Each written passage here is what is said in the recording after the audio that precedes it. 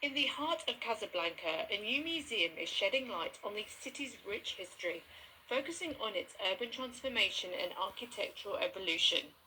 The Casablanca Memory Museum, which opened in February, provides a glimpse into the past, offering visitors a chance to explore how the city has changed over the last century.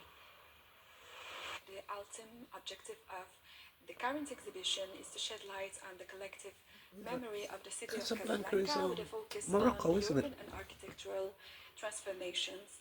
And all these thematics were translated into a very interesting hybrid exhibition made of a selection of archaeological artifacts, testimonies and documents, photographies and multimedia supports, and as well as artworks such as paintings and sculptures.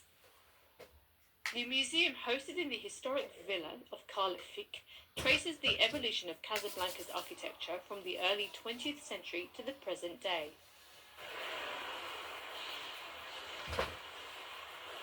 All these operations were carried out with a focus on respecting the original details, ornaments, such as on woodwork, ironwork, mosaics, and artwork on the balconies, the doors, the stairs, the windows. The restoration of Villa Karl Fick, completed between 2016 and 2022, brought the historic building back to life, preserving its architectural details while enhancing its structural integrity.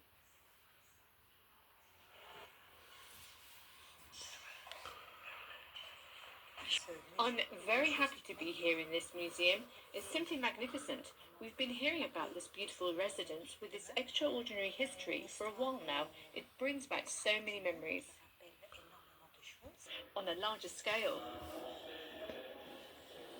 the experiments that are being done now and the scale at which they're being done, it's pretty safe. The question is what happens when you scale it up to billions of tons every year, and that's still to be determined. As the industry grows, some communities express concerns over environmental impacts. With carbon credit sales rising, the question is whether this field can scale quickly enough to make a real difference.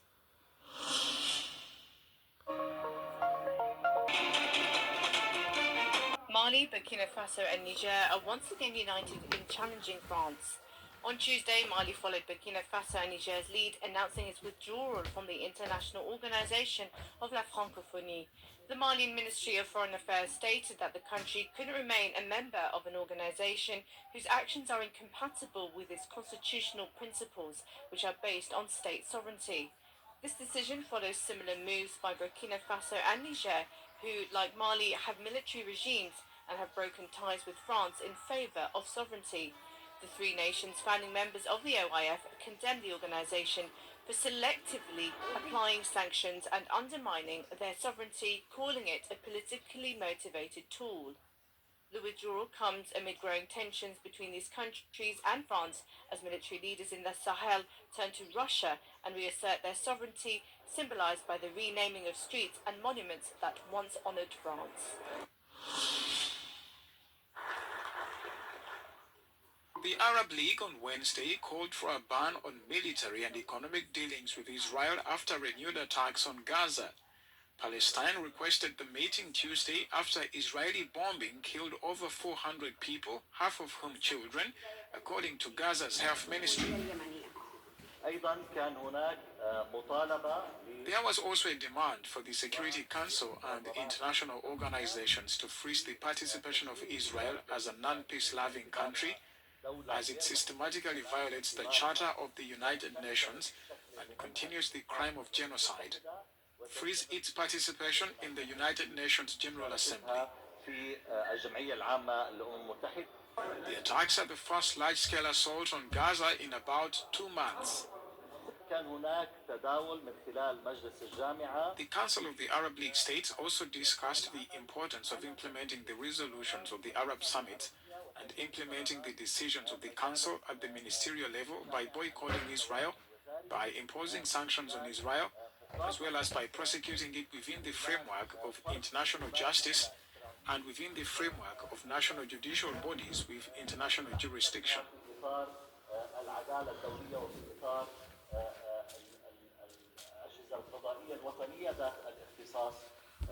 Hamas, the rulers of Gaza, said the door for negotiations remained open. And I have a question.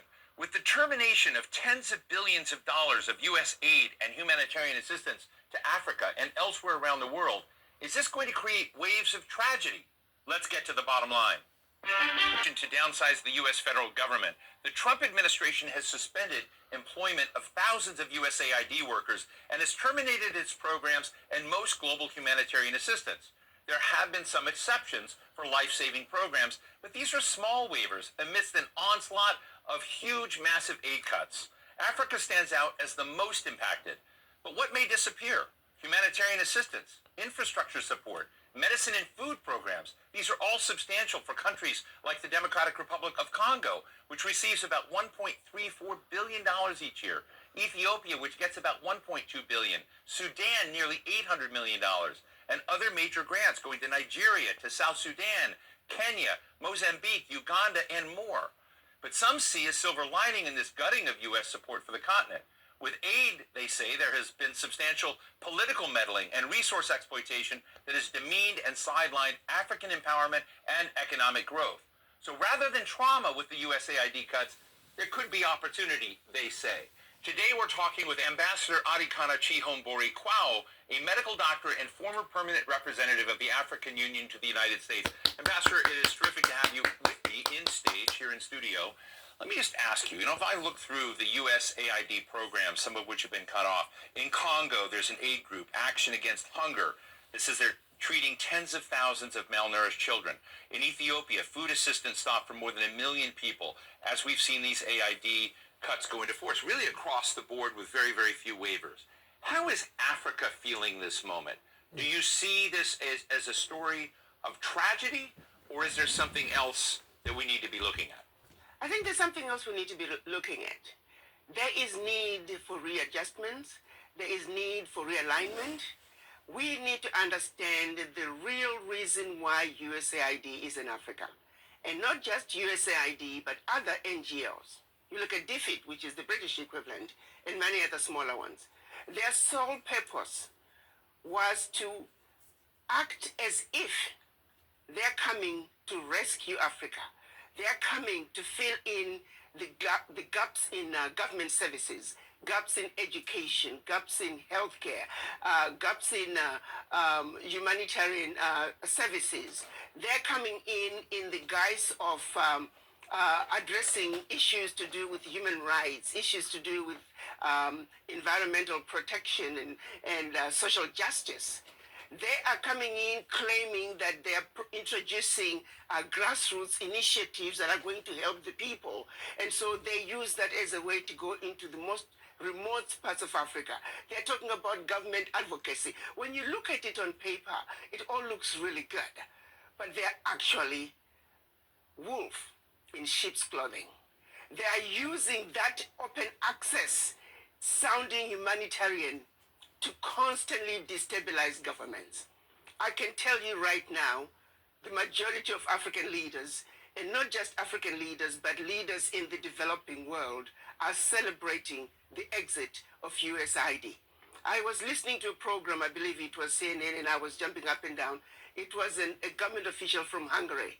He was echoing the same sentiments. He said they are happy USAID is leaving Hungary because they are always supporting opposition. Their form of government advocacy is supporting whoever can keep the government in a turmoil. So, Ambassador, let me just jump in here for you. This is a message that I don't think many Americans hear. I think many Americans believe, not all of them, but many of them believe that AID was essentially set up for philanthropic reasons, for dealing with the HIV/AIDS crisis, dealing with the various instabilities in the region, dealing with infrastructure deficits. But you're saying that there was something else as part of that package, meddling. A major meddling agenda. Major meddling agenda. The majority of some of the workers, now the average USAID worker may not realize it, but quite a few of them are also operatives who are underground, and their major agenda is to destabilize governments, destabilize countries. If you think about it, their sole purpose, for example, filling in the gaps in healthcare and education, where is the change? Show me one country that USAID was in and education improved. Show me what country where USAID was in and healthcare improved. The social services they're bringing, it's peanuts. The American taxpayer needs to know the billions of dollars that are being given to USAID, a fraction is making it to the people. One of the highest profile. You see, so that is the one of the main issues, isn't it? That the money's coming in, but it's being channeled off into different areas, and these areas are normally around someone's waist and deep inside someone's pockets. Medicine programs is PEPFAR, which both Republicans and Democrats here in Washington are really having outcries about. It was one of the signature programs of President George W. Bush to try to respond to the HIV/AIDS epidemic in Africa. What's the view on that front? Let's look at what HIV/AIDS was used to do. We know of a program that was run out of South Africa where they actually were injecting people with the virus. The reason some of the AIDS virus spread as rapidly as it did in Southern Africa, there were some very dirty games being played on African people. They were using Africans as guinea pigs for experimental activities. Even when you look at every aspect, they're using us as guinea pigs. Yes, there is some good, a percentage of some good, but not all of it is done with good intentions. You look at agriculture, they're destroying African agriculture by introducing those GMOs. You plant your seed in one season, your soil is finished. We used to have seeds that we can use from one season to the other. The introduction of GMOs through these agencies, USAID is one of them. We're destroying Africa in a massive way. A little good is coming out, but by and large, the end result, they mean no good. They can turn around and give us an inventory and say, as long as you have been in Africa and also other parts of the world, show us your success rate. You claim you are helping governments with education and healthcare. Show us your success rate. But I also turn around and say, African governments, why do you need this little aid to assist you in providing proper healthcare, proper education? The average African government can afford to provide those services for their people. I happen to have many friends that work for USAID, both in the field but also in Washington. And I have to tell you, I know that they believe that they're doing good, that they're trying to move the needle for those that are in desperate situations and desperate conditions. I think it's very interesting to raise the question of what the other political purposes are. But as you sort of look at the scene now, the French are very big in aid programs. As you mentioned, the British, and also Chinese aid programs. Are all of these programs essentially power plays, and all of them need to be suspended? How do you see some of the other international programs in Africa now? If you want to make a full-time income from home working part-time, you need to know this one concept, because there is a new and better way to make money in UK real estate without ever buying houses and being a landlord. You never get any loans. You don't need to buy, fix up and renovate homes like you see on TV shows like Homes Under the Hammer. That can be risky. And you never put money down, you never get credit checked, and you don't need it. Need prior experience or qualifications in order to start doing this on the side. In fact, you could run this from your kitchen on the evenings and weekends, or you could take your laptop and run it from a coffee shop like I do. Sorry about that, guys. I had to use a WC. Back to the video. Some of the other international programs in Africa now. Well, these are all underground covert operations. Why does Africa need them? Why do we need them? Ladies and gentlemen, I should have said. Africa has been the provider. If you look at Europe, Europe cannot survive without Africa.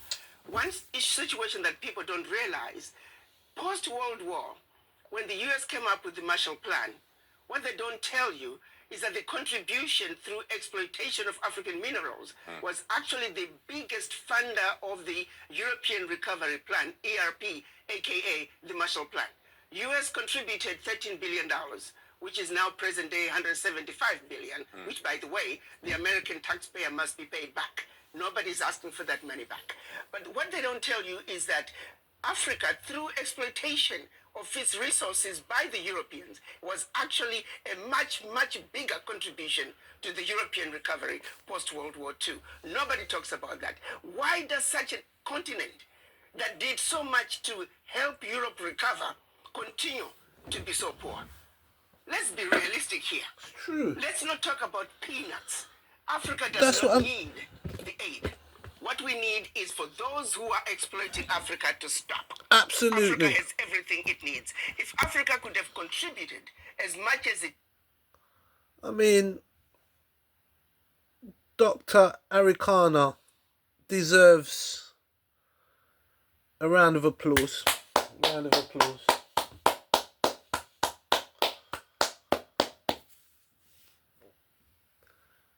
It's hard for, I say, people from the West, because as much as we've been brainwashed, they've been brainwashed to think that what this lady's saying could not be so. Well, I assure you it is. It is. I'm a firm believer, and I'll definitely be following more of this lady here. Great woman, Dr. Arikana. But it's just straight facts. Straight facts. What Africa really needs to acknowledge themselves as well is that they are pivotal in the whole running or the economies of the West. The West make it as if, like to say, they have engineered their own wealth. But this wealth and these natural resources that are needed for the machine to keep grinding away, it's from Africa. Some may say, well, you have Russia and you have, say, a place like China. Well, what's happened to those places is that they've depleted their own resources and are looking for other places for resources. And where natural resources are abundant is in Africa. We will never truly know the scale of how much natural resources are there, because they won't tell you. Because again, we need to do our own field work and do our own research into these areas. And also, not just to blame the West, we have some unscrupulous leaders that have amounted huge, vast amounts of wealth. I mean, I enjoyed myself.